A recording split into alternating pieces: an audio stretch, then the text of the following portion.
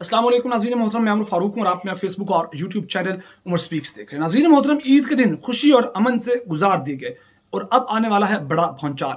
दोनों जानिब से तगड़े फैसले ले लिए गए हैं और सर्वाइवल की जंग है जो अपने आखिरी मराहिल में दाखिल हो चुकी है। 48 घंटे हैं, आज 25 तारीख है, कल 26 है, परसों 27 है। मुज़ाकरात का कोई नामो निशान नजर नहीं आता और मुज़ाकरात ना हुए तो 14 मई को इलेक्शन करवाना होंगे। दूसरी जानिब शहबाज शरीफ ने आज बड़ा फैसला किया कि जनाब वो एतमाद का वोट लेने जा रहे हैं। ये देखने में खबर छोटी है लेकिन इसके पीछे क्या चल रहा है, बहुत बड़ा बहरान छुपा हुआ है। बहुत बड़ा तमाशा लगाने की तैयारी की जा रही है। यानी कि उन्होंने फैसला कर लिया है कि अब ये मुज़ाकरात नहीं करेंगे, ये पूरे मुल्क में इंतखाबात के लिए बात नहीं करेंगे इमरान खान से, ये 14 मई को भी इंतखाबात नहीं करवाएंगे, ये लड़ेंगे सुप्रीम कोर्ट से, चीफ जस्टिस से। इस सारे मामले के अंदर मैं आपको बता दूं कि कौन कर रहा है और हो क्या रहा है। नजम सेठी, इनके अपने बड़े चहीते सहाफ़ी, ट्वीट में कहते हैं कि जनाब शहबाज शरीफ ने फैसला किया है कि हम एस्टेब्लिशमेंट के सामने लेट जाते हैं। वो कहते हैं कि फलां चपरासी को लगा दो, ये लगा देते हैं। वो कहते हैं फलां को निकाल दो, ये निकाल देते हैं। इसके लिए शहबाज शरीफ से बेहतर बंदा अब कौन हो सकता है।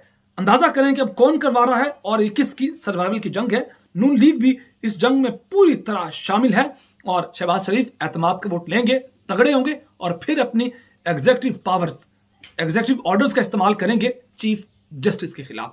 ये मुज़ाकरात नहीं कर रहे और मीडिया रिपोर्ट्स भी हैं कि जनाब अभी तक कोई बड़ा ब्रेक थ्रू नहीं हुआ इंतखाबात वो मुज़ाकरात को लेकर। और मौलाना फजल रहमान ने तो साफ कह दिया, पीडीएम के सदर हैं, कि हम बात नहीं करेंगे इमरान खान के साथ, कभी भी बात नहीं करेंगे, हम नहीं झुकेंगे। इमरान खान हमारे साथ बात करे तो लग नहीं रहा कि मुज़ाकरात होंगे। 14 मई को इंतखाबात नहीं करवाते तो इन्हें अदालत लगेगी, वजीर आजम पर, इफाकी काबीना पर, बहुत से वज़रा भी जा सकते हैं इनके। इस सारे मामले के अंदर होगा क्या, शहबाज शरीफ जो कि एतमाद का वोट हासिल कर चुके होंगे, और मैं बताऊं आपको कि एतमाद का वोट हासिल करने के लिए दोबारा मंडियां लगेंगी, दोबारा बिकाऊ माल बिकेगा और पैसे लगाए जाएंगे और फिर वो इस हाउस और फिर अरबों रुपए की रेल पेल खरीदा जाएगा। एतमाद का वोट हासिल करके वजीर आजम मजबूत होंगे और उसके बाद फिर वो अपने एग्जीक्यूटिव ऑर्डर्स को इस्तेमाल करते हुए, अगर तौहीन अदालत का ऑर्डर होता है, वजीर आजम को फारिग किया जाता है, कोई बड़ा फैसला लिया जाता है चीफ जस्टिस की जानिब से, तो अपनी पावर्स को इस्तेमाल करते हुए वजीर आजम उस फैसले को ओवर रूल कर देंगे। फिर क्या होगा, वही तकारीर, वही ट्वीट्स की जाएंगी, बयान दिए जाएंगे चीफ जस्टिस के खिलाफ, अदालतों के खिलाफ, आला अदलिया के खिलाफ, 3 नुकनी बेंच के खिलाफ, और फिर आएगा बड़ा बहरान। अगर ऐसा होता है तो अंदाजा कीजिए कि जैसा एक्शन होगा वैसा ही, उतना ही बड़ा रिएक्शन भी होगा। दूसरी जानिब इमरान खान ऐलान कर चुके हैं कि जनाब अगर 27 अप्रैल को या उसके बाद कोई बड़ा बहरान पैदा करने की कोशिश करती है, हुकूमत कोई तमाशा लगाती है, तो हम सड़कों पर निकलने के लिए तैयार हैं। इमरान खान ने अपने कारकुनान से कह दिया कि आप तैयार रहें। दूसरी जानिब काले कोटों वाले वकला भी इस वक्त मैदान में निकलने के लिए तैयार हैं।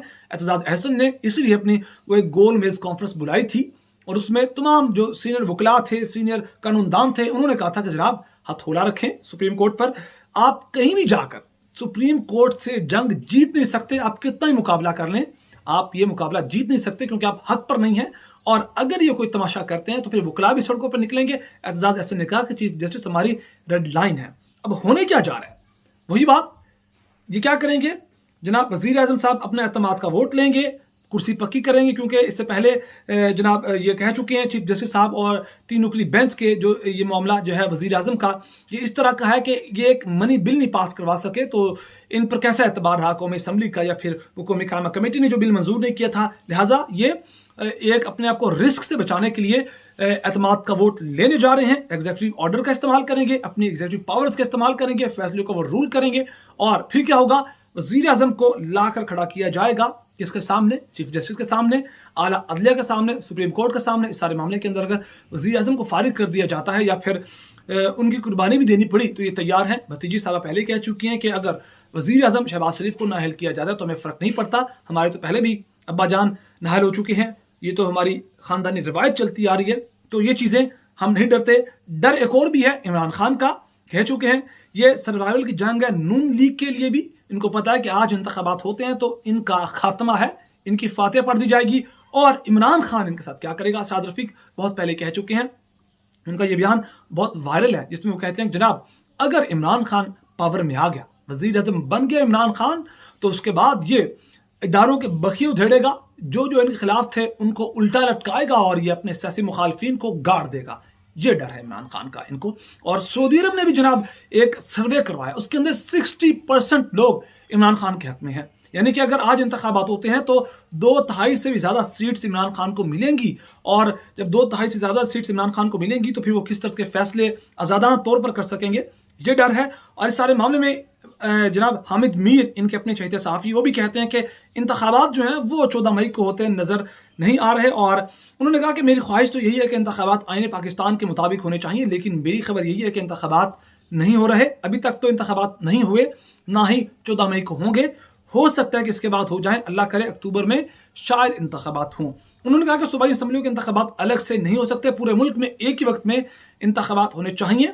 सारे मामला कहीं और तय होते हैं, लेकिन मीडिया फैसला साज बनने की कोशिश करता है। वो बात जो कि मुंतजम सेठी ने भी की कि वज़ीर आज़म शहबाज शरीफ को कठपुतली की तरह इस्तेमाल किया जा रहा है। वो कहते हैं आपने ऐसा करना है, वो ऐसा करते हैं। वो कहते हैं खड़े जाओ, वो खड़े होते हैं। वो कहते हैं बैठ जाओ, वो बैठ जाते हैं। इसको उतार दो, इसको लगा दो, इसको सजा दो, इसको आज़ाद कर दो, जो कहा जाता है वज़ीर आज़म वही काम करते हैं।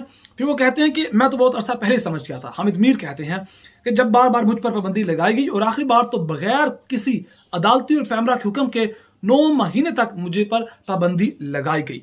और उन्होंने कहा कि जब मार्च में लाहौर हाईकोर्ट की तरफ से फैसला आया तो मैंने तभी बता दिया था कि इंतखाबात नहीं होने वाले 14 मई को, और तब भी मुझ पर बहुत ज़्यादा तनकीद की गई थी। मेरे ख्याल में तो 14 मई को इंतखाबात नहीं हो रहे, शायद ये अक्टूबर में इंतखाबात हो जाएं। ये हामिद मीर कहते हैं। वो कहते हैं कि अगर वज़ीर आज़म शहबाज शरीफ को नाअहल कर दिया गया तो क्या बिलावल भुट्टो जरदारी वज़ीर आज़म बन सकते हैं, इस सवाल किया गया हामिद मीर से प्रोग्राम के दौरान। तो उस सूरत में उन्होंने कहा कि अक्टूबर में इंतखाबात नहीं होंगे।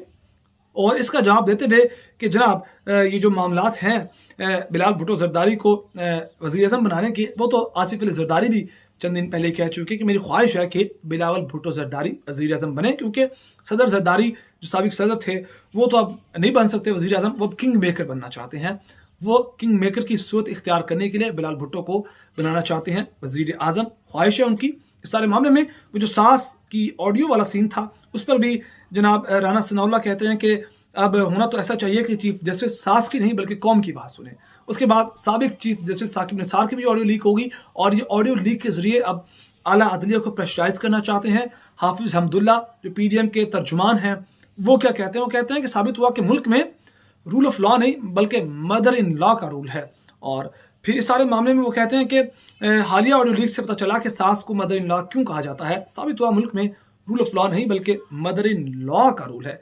अंदाज़ा कीजिए, एक और ऑडियो लीक हुई, उस पर साबिक चीफ जस्टिस का अपना वो एक रद्द-ए-अमल भी आ चुका है। और फिर कल शहबाज शरीफ ने इत्तेहादियों का एक इजलास भी तलब कर रखा है 26 तारीख को, और परसों 27 तारीख को वज़ीर आज़म ने एतमाद का वोट लेना है, और ये 27 तारीख को कोई बड़ा तमाशा लगेगा। ये सारे मामला थे जो शेयर किए। सारे मामले में आप अपनी क्या राय नीचे कमेंट सेक्शन में आप अपनी दे सकते हैं। तो बहुत सारा ख्याल रखेगा, हमें तो हम याद रखेगा। अल्लाह निगहबान।